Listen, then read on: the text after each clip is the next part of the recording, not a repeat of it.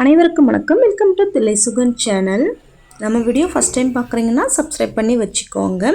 இன்றைக்கி நம்ம வீட்டில் 2 ரோஸ் அழகாக ஒரே டைம் போட்டுருந்துச்சுங்க. கட் பண்ணி வச்சுருக்கேன் ஃப்ரிட்ஜில் 2 நாளுக்கு அப்புறம் கொட்டுடுன்னு சொல்லிட்டு. அப்புறம் இன்றைக்கி பசங்களை ஸ்கூலுக்கு அனுப்புனதுக்கப்புறமா மீன் வீட்டுக்கு வந்துச்சு. வீட்டுக்கு வாசலுக்கே வரும்.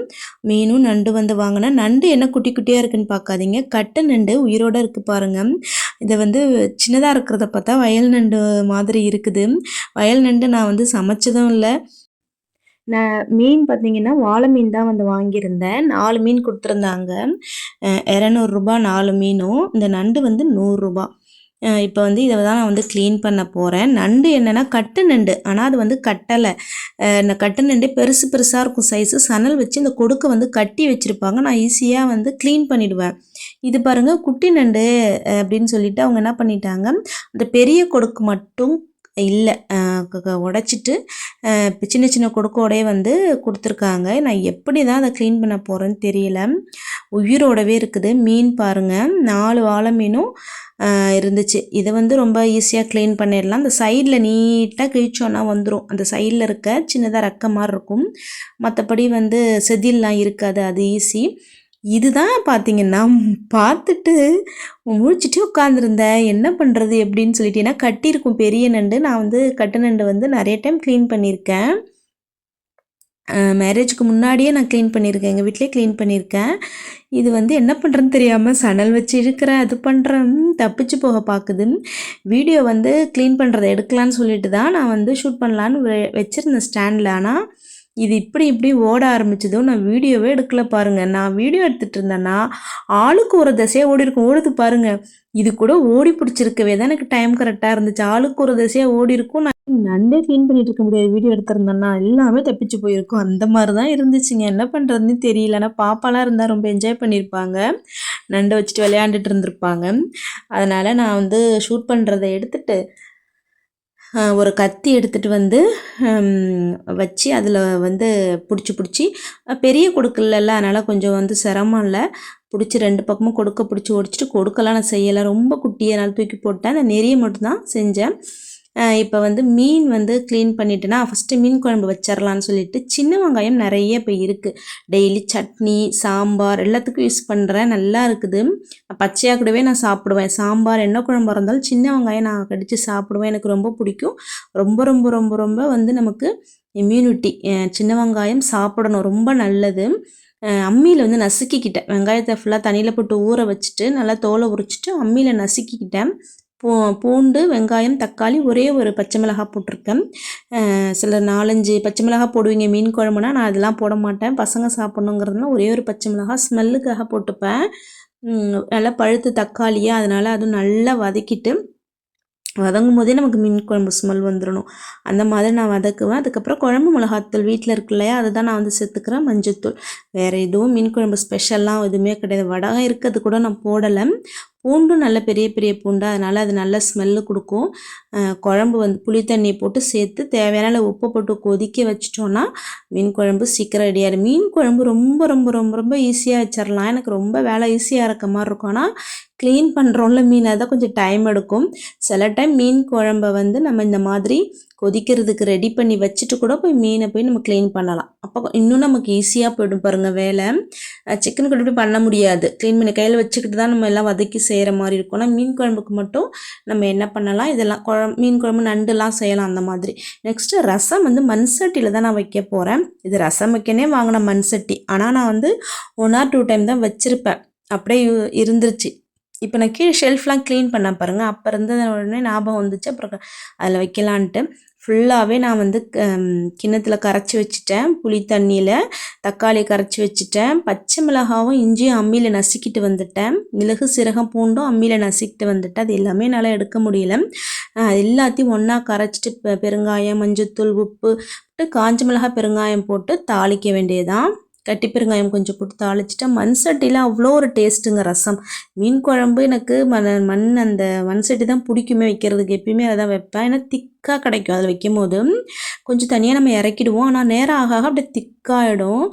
ரசம் அதே மாதிரி தான். நுர தட்டினவுடனே எடுத்துடணும். ஏன்னா சூடு இருந்துக்கிட்டே இருக்கும் மண் சட்டியில். ரசம் தாளிக்கிற கேப்பில் குழம்பு சூப்பராக கொதிச்சிடுச்சு. நம்ம வாஷ் பண்ணி வச்சுருக்க மீன் அப்படியே சேர்த்துக்க வேண்டியதாங்க. இப்படி தான் தண்ணியாக இருக்க மாதிரி தெரியும். நம்ம இறக்கி வச்சதுக்கப்புறம் அப்படியே கட்டியாகிடும் குழம்பு. அது ஒரு டேஸ்ட்டு, செம்ம டேஸ்ட்டாக இருக்கும். அந்த வாழை மீனும் அதுவும் குழம்புல போடும்போது நல்லாயிருக்கும். வறுத்தாவுமே நல்லாயிருக்கும். வறுக்கிறத விட மீன் குழம்புல போட்டால் தான் எனக்கும் பாப்பாவோட அப்பாவுக்குமே அப்படி தான் பிடிக்கும். பசங்களுக்காக தான் வறுக்கிறது. அவங்க வறுத்த மீன் சாப்பிடுவாங்கன்னு சொல்லிட்டு அவங்களுக்கு ஒரு 4-5 பீஸ் வறுத்துட்டு நாங்கள் குழம்புல வந்து மீதியெல்லாம் போட்டுட்டேன். நெக்ஸ்ட்டு நண்டுக்கும் பார்த்திங்கன்னா கடுகு, சோம்பு, சீரகம் போட்டு தாளிச்சிட்டு திரும்ப கொஞ்சம் சோம்பும் பூண்டும் அம்மியில் தட்டிக்கிட்டேன். மிளகு சீரகமும் கொஞ்சம் போட்டுக்கிட்டேன். நண்டுக்கு வந்து இதுதான் எல்லாருக்குமே கொஞ்சம் ட்ரை காஃபாக இருக்கிறதுனால தான் நண்டே நான் வாங்கினதே. அதில் அந்த பெப்பர் நம்ம போட்டால் தான் ரொம்ப ரொம்ப நமக்கு நல்லது. தட்டிக்கிட்டு அதே மாதிரி பூண்டும் சோம்பும் அந்த அம்மியில் தட்டி போட்டோன்னா நல்ல வாசனையாக இருக்கும். அந்த கேப்பில் மீன் குழம்பு வந்து கொதிச்சிட்டு ரெடி ஆகிடுச்சு. பார்த்திங்கன்னா ரோடு போட வந்துட்டாங்க. நான் அன்றைக்கே சொல்லியிருந்தேன் கலவை போட்டிருக்காங்கன்னு சொல்லிட்டு. இப்போ வண்டி சத்தம் கேட்டு தான் நான் வெளியில் வந்து பார்த்தேன். ஜல்லி வந்து மினி ஜல்லியில் வந்து அந்த தார் ஊற்றுவாங்கள்ல அதை மிக்ஸ் பண்ணி கொட்டிகிட்டே போகிறாங்க.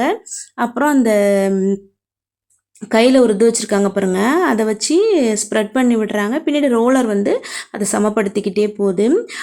முன்னாடிலாம் என்ன பண்ணுவாங்க, ஜல்லி போட்டுட்டு தார் ஊற்றிட்டே போவாங்கள்ல, அந்த மாதிரி இருக்கும்னு நான் நினச்சிட்டேன். ஆனால் வந்து இப்போ வந்து அந்த மாதிரிலாம் இல்லை, மிக்ஸ் பண்ணிவிட்டு அப்படியே ஈரமாக இருக்குது அந்த மினி ஜல்லி. அதை வந்து அப்படியே ஒரு மிஷின் வந்து கொட்டிக்கிட்டே போகுது. பின்னாடி அப்படியே வந்து தள்ளிகிட்டே போகிறாங்க. அதுக்கப்புறம் அந்த ரோலர் வந்து ஃபுல்லாக அதை வந்து நல்லா வந்து டைட் பண்ணிகிட்டே போகுது. ஒரு 4-5 டைம் போயிட்டு வந்துச்சு. அது ஓரத்தில் உங்களுக்கு தெரியும் வெள்ளையாக இதோ தெரியுது பாருங்கள். அது வந்து மிஷின் நம்ம ரோடு போட ஸ்டார்ட் பண்ணும் போது உடைச்சது தான். அந்த ரோட்டுக்கும் நம்ம கோலம் போடுற இடத்துக்கும் நடுவில் இந்த மாதிரி கேப் இருக்குது. அதில் அப்படியே புல் வளர்ந்துடும். அதனால் இதில் கொஞ்சம் கலவையை போட்டு விடுங்கன்னு சொன்னேன். நம்ம கிட்ட இல்லைன்னு சொன்னால் கண்டிப்பாக செய்ய மாட்டாங்க. பக்கத்து வீட்டில் செய்யலை பாருங்கள். நம்ம கிட்ட இருக்கிறதுனால தான் அதை கொண்டு வந்து போடுங்கன்னு சொன்னால் அதுக்கப்புறம் கொண்டு வந்து போட்டாங்க. போட்டுட்டு அந்த கேப்பையும் கொஞ்சம் ஃபில் பண்ண சொன்னேன், பண்ணிட்டாங்க. அந்த கொஞ்சம் இடம் தான் அப்புறம் புல் வளர்ந்துரும்ல, அதனால் ரோடு இந்த மாதிரி தான் வந்து 4-5 டைம் போயிட்டு வந்து ரோடை வந்து நல்லா சமப்படுத்துனுச்சு. ரோடு வந்து போட்டாச்சுங்க. ரொம்ப ரொம்ப ஹாப்பி எங்களுக்கு. நாங்கள் இந்த வீட்டுக்கு வந்து 4 வருஷம் முடிஞ்சிருச்சு. ரோடு ரொம்ப ரொம்ப மோசமாக இருந்துச்சு. பார்த்திங்கன்னா எங்கள் தெருவிலே லாஸ்ட்டு ஒரு 3 வீட்டில் குட்டி பசங்க இருக்காங்க. வரிசையாக எல்லார் வீட்லேயுமே இருக்காங்க. அவங்க எல்லாருமே வந்து வரும்போது எல்லாம் சிரிச்சுக்கிட்டே வராங்க. எல்லாம் சைக்கிளில் ரவுண்ட் அடிக்கிறவங்க. பாப்பாவுமே சின்ன பாப்பா மட்டும்தான் சைக்கிள் வச்சு, பெரிய பாப்பாவோட சைக்கிள் ரிப்பேர் ஆகிடுச்சு. இப்போ ரோடை பார்த்தோடனே வந்து சைக்கிள் கண்டிப்பாக கேட்பாங்கன்னு நினச்சா அதே மாதிரியே வந்து கேட்டுகிட்டே வந்தாங்க. நான் மாடியில் பூ பறிச்சிட்டு இருந்தேன். வரும்போது சொல்லிகிட்டே வராங்க சைக்கிள் வேணும் அப்படின்னு சொல்லிட்டு. சின்ன பாப்பாவோடது கொஞ்சம் ரிப்பேர் தான், சரி பண்ணணும். அந்த லாஸ்ட் வீட்டு பிள்ளைங்க ஆட்டோவில் ஸ்கூல் விட்டு போகும்போது கத்திட்டே போகிறாங்க. அவ்வளோதான். இந்த பெரிய பாப்பா ஸ்கூட்டி ஓட்டும். ஸ்கூட்டி சைக்கிள்னு ஈவினிங் ரகலை தான். எல்லாரும் ரோட்டில் போயிட்டு தான் ஓட்டிட்டு விளையாண்டுட்டு இருந்தாங்க. பசங்களுக்குலாம் ரொம்ப ஜாலி. அதுவும் லீவ் விட போகிற டைமில் ரோடு போட்டது ரொம்ப ரொம்ப ஜாலி. சைக்கிள் தான் இப்போ பாப்பா கேட்டுட்ருக்கு. அதுக்கப்புறம் பார்த்திங்கன்னா பூ பறிச்சுட்டு வந்துட்டேன். கிட்டத்தட்ட ஒரு 2-3 முழம் பூக்குங்க. 2-3 நாளாக நான் பறிக்கவே இல்லை. அதுவே மனசு கஷ்டமாக இருந்துச்சு. இன்றைக்கி எப்படியாவது பறிச்சிடணும்னு சொல்லிட்டு ரொம்ப நேரம் ஆச்சு பறிக்கிறதுக்கு. பறித்து கட்டி கொஞ்சம் ஃப்ரிட்ஜில் வச்சுட்டேன். கொஞ்சம் பூ மட்டும் வச்சுக்கலான்னு சொல்லிட்டு ஏன் வேஸ்ட் பண்ணணுன்ட்டு. கனகாமரமும் ஒருத்தவங்க தெரிஞ்சவங்க தோட்டத்தில் போட்டிருந்தது வரும். அது ஒரு 3 முழம் இருக்கும், கொடுத்துட்டாங்க. இவ்வளோ பூருக்கு இந்த பிள்ளைங்க வைக்கவே மாட்டுறாங்க. சரின்னு சொல்லிட்டு தான் நான் வந்து வச்சுக்கிட்டேன். இப்படி வீட்டில் இருக்கோம் வச்சுக்கலான்னு சொல்லிட்டு. பார்த்திங்கன்னா கனகாமரப்பூலாம் அவ்வளோ விலை விற்கிது கடத்தெருவில். நமக்கு ஃப்ரீயாகவே கிடச்சிருக்கு. அப்போ வைக்க முடியலேன்னு சொல்லிட்டு ஃப்ரிட்ஜிலே அப்படியே இருக்குதேன்னு சொல்லிட்டு பூ இருக்குது வைக்கவே மாட்டேறீங்கன்னு அவங்க அப்பா சொன்னாங்க. சரின்னு சொல்லிட்டு தான் நான் வச்சுக்கிட்டேன். பாப்பா தான் எனக்கு தலையெல்லாம் சீவி நான் வச்சு விட்றேன்னு சொல்லிட்டு என்னென்னவோ பண்ணிகிட்டு இருந்தாங்க என்னை போட்டு. நெக்ஸ்ட்டு பெரிய பாப்பாவுக்கு மெஹந்தி போடுறது ரொம்ப பிடிக்குது. இப்போல்லாம் 8th ஸ்டாண்டர்ட் படிக்குது. அது வயசுலலாம் எனக்கெலாம் மருதாணியே ஒழுங்காக வைக்க தெரியாது. இந்த ரவுண்டு கூட ஒழுங்காக வைக்க தெரியாது. ஆனால் பாப்பா பாருங்க அவ்வளோ ஒரு அழகாக வச்சுது. நான் எனக்கு மெஹந்தி போடணுன்னு ஆசையாக இருக்குன்னு சொன்னிச்சு. அப்புறம் அவங்க அப்பா கடைக்கு போனாங்களா, 2 வாங்கிட்டு வர சொன்னிச்சு. வாங்கிட்டு வந்தாங்க. நீங்கள் எப்படி போட்டாலும் பரவாயில்ல, நான் பசங்க காமிப்பேன். சின்ன பாப்பாவே எனக்கு வந்து ஹேர் ஸ்டைல் பண்ணுறேன், மேக்கப் போடுறேன்னு ஏதாவது பண்ண காமிச்சிட்டு உட்காந்துருப்பேன். என்னை போட்டு ரொம்ப காமெடி பண்ணுவீங்க, வேணான்லாம் நான் சொல்ல மாட்டேன், ஏதாவது பண்ணுங்கன்னு சொல்லுவேன் அவங்களோட என்ஜாய்மெண்ட்டுக்காக. அதே மாதிரி தான் பாப்பாவை நம்பி நான் கை கொடுத்தேன். ஆனால் அழகாக போட்டுச்சு, எனக்கு ரொம்ப ரொம்ப ரொம்ப பிடிச்சிதுங்க. இதுவே பாப்பா எனக்கு நல்லாவே போடலன்னா கூட எனக்கு பிடிக்கும், பாப்பா எனக்கு போட்டு விட்ருக்கேன்னு ஹாப்பியாக இருக்கும். இல்லை அழகாக போட்டு விட்டது எனக்கு இன்னுமே பார்த்துட்டே இருந்தேன். சின்ன பாப்பாவுக்கு பொறாம தாங்கலைங்க. அதுக்கு மட்டும் கை கொடுக்குறீங்க எனக்கு கொடுக்கலன்ட்டு. ஏன்னா அது 5th படிக்குது, கொஞ்சம் சுமாராக தானே போடும். அதனால் நான் 2 கையும் காமிச்சேன்னா நான் எப்படி மற்ற வேலைகள் பார்க்குறது, நாளைக்கு உனக்கு உன் கையில் உன்கிட்ட கை காமிக்கிறேன்னு சொல்லிட்டு அதனால் முறைச்சிட்டு கோச்சிட்டு இருந்துச்சு. அவங்க அப்பாவும் சொன்னாங்க, அதெல்லாம் நீ பண்ணுறது தப்பு, இந்த கையை நீ வந்து சின்ன பாப்பாட்ட கொடுத்துருக்கணும் அப்படின்னு சொல்லிட்டு. சரி நான் நாளைக்கு கொடுக்குறேன்னு அவ்வளோ அழகாக போட்டிருக்கு பாருங்கள். எனக்கு ரொம்ப ரொம்ப ஹாப்பியாக இருந்துச்சு, சந்தோஷமாக. எனக்கு ரொம்ப பிடிக்கும் மெஹந்தி போடுறது, மருதாணி வைக்கிறது. அதுவும் பாப்பா போட்டு விட்டது எனக்கு ரொம்ப ஹாப்பி. எவ்வளோ சூப்பராக போட்டிருக்கு பாருங்கள். நான் இது கலையை நான் போட்டு விடுவேன் அப்படின்னு. சரி போட்டுக்கோணும், ஏன்னா அதுக்கு வந்து ப்ராக்டிஸ் வரணுன்னா சரி நீ போட்டுக்கோ அப்படின்னு சொன்னேன். இன்றைக்கி வந்து இப்படி தாங்க ரொம்ப வந்து லேடிஸ்க்கே பிடிச்ச பூ, மெகந்தி இந்த மாதிரி என்னோடய வீடியோ வந்து ஷேர் பண்ணுறதுல எனக்கு ரொம்ப சந்தோஷமாக இருக்குது.